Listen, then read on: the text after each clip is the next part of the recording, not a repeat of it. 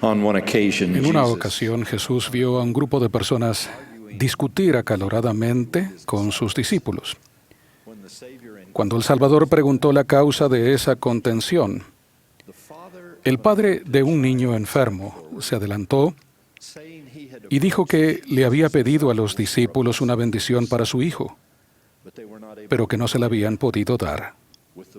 Con el muchacho, a quien aún le crujían los dientes, echaba espuma por la boca y se revolcaba en el suelo, el padre le suplicó a Jesús, con lo que debió ser total desesperación en la voz. Le dijo: si tú puedes hacer algo, ten misericordia de nosotros y ayúdanos. Y Jesús le dijo: si puedes creer, al que cree todo le es posible. Y de inmediato el padre del muchacho clamó diciendo: creo, ayuda mi incredulidad, Señor.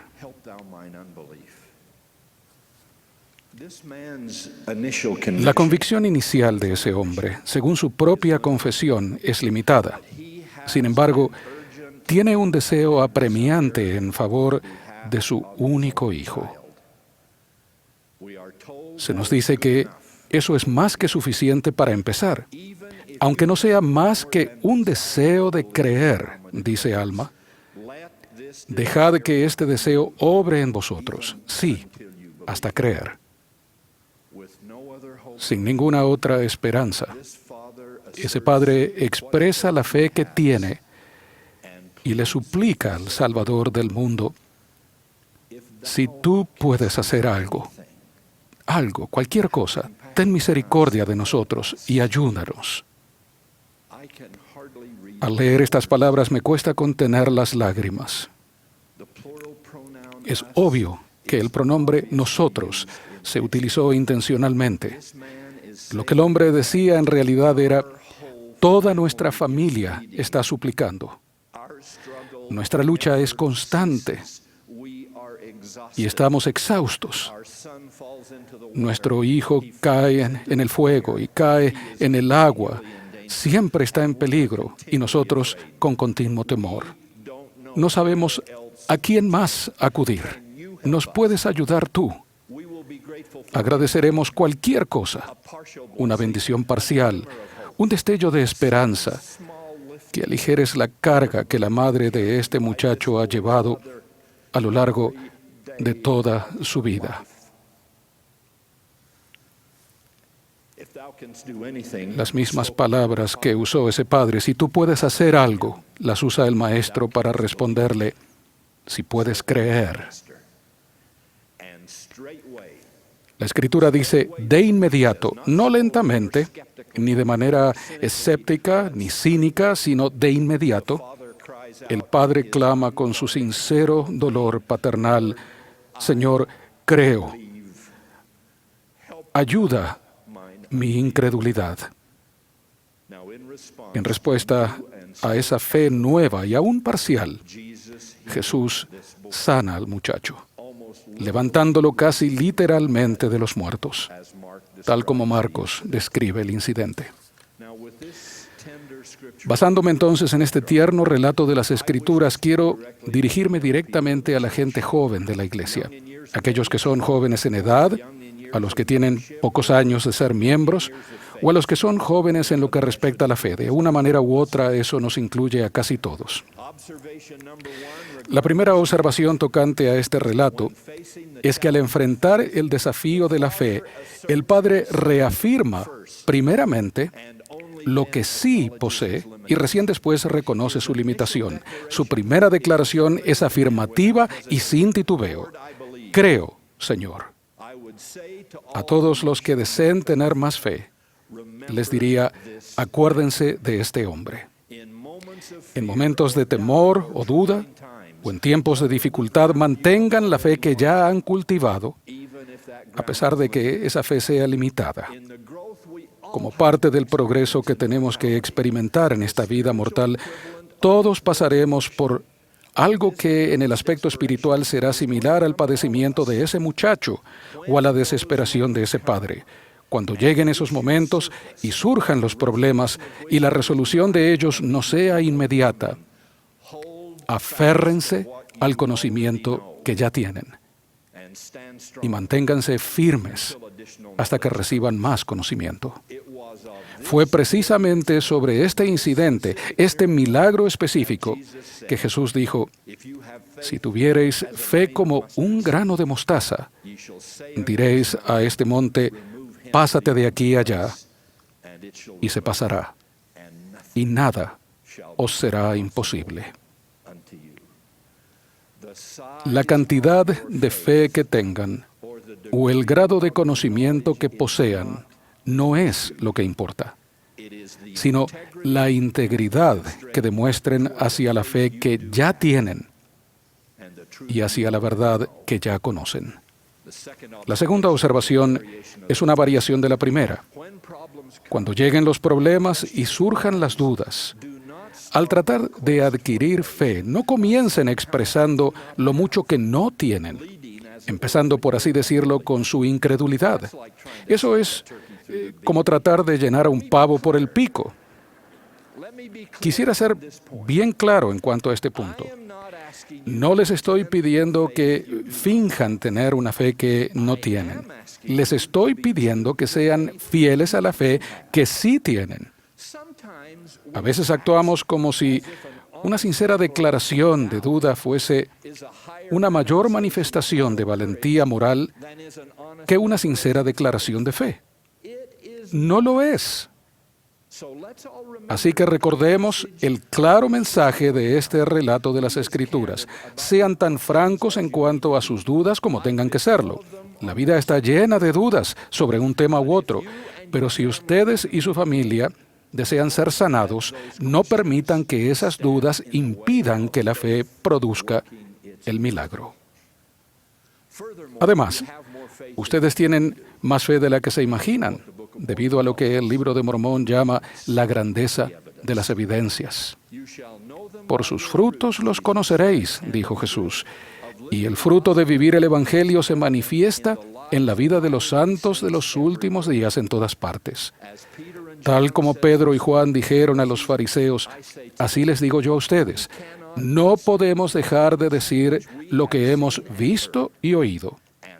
Y lo que hemos visto y oído es que milagro manifiesto ha sido hecho en la vida de millones de miembros de esta iglesia.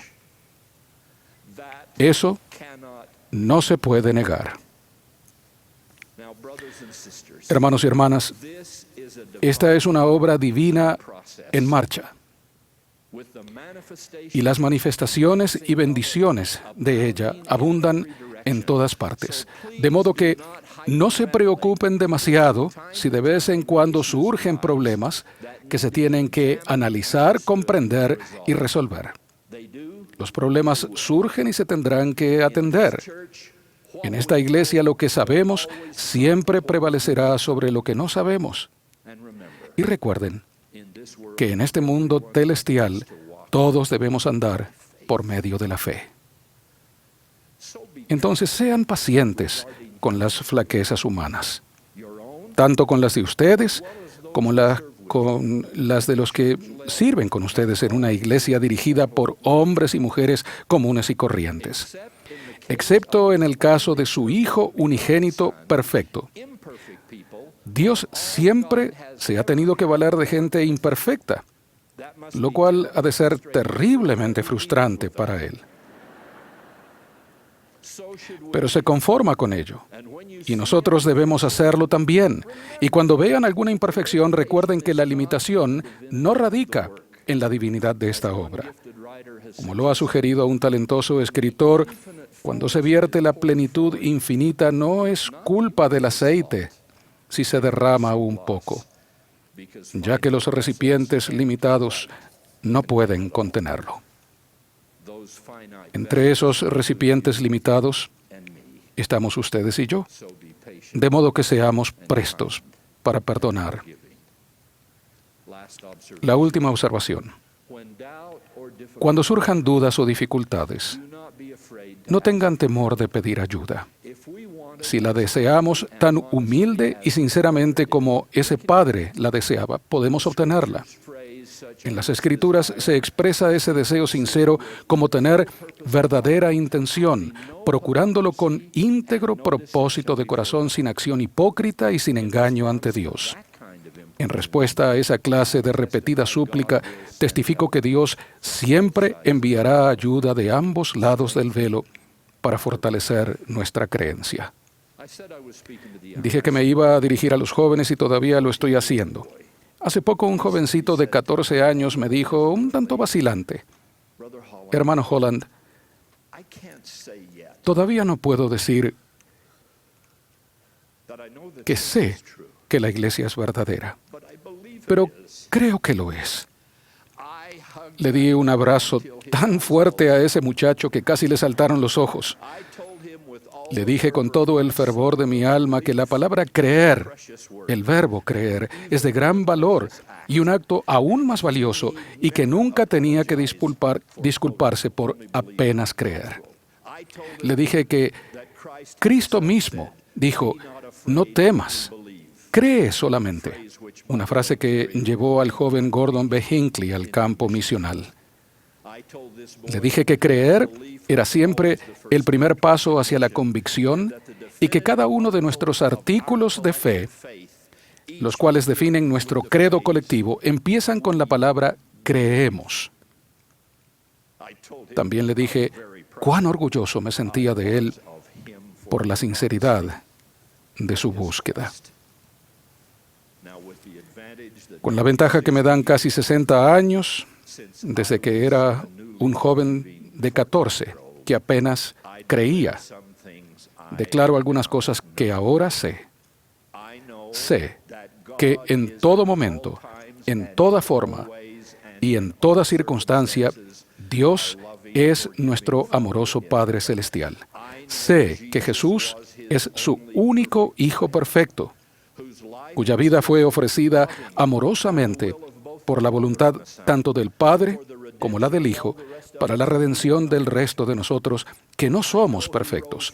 Sé que se levantó de los muertos para volver a vivir, y porque así lo hizo, ustedes y yo también viviremos. Sé que José Smith, que reconoció que no era perfecto, fue, no obstante, el instrumento elegido en la mano de Dios para restaurar el Evangelio sempiterno en la tierra. También sé que al hacerlo, particularmente al traducir el Libro de Mormón, me ha enseñado más sobre el amor de Dios, sobre la divinidad de Cristo y sobre el poder del sacerdocio que cualquier otro profeta de quien haya leído, conocido u oído en toda una vida de búsqueda. Sé que el presidente Thomas S. Monson, que avanza de manera fiel y alegre hacia el aniversario número 50 de su ordenación como apóstol, es el legítimo poseedor de ese manto profético hoy en día.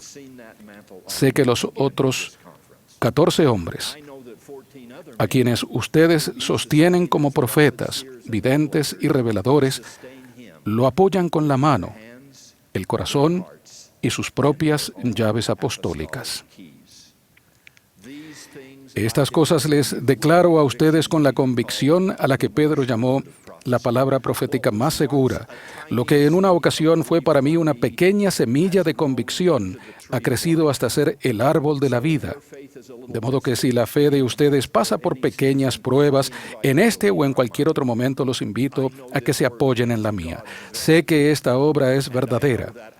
Únicamente nosotros nos ponemos en riesgo de permitir que la duda o los demonios nos desvíen del sendero. Manténganse firmes. Conserven la esperanza.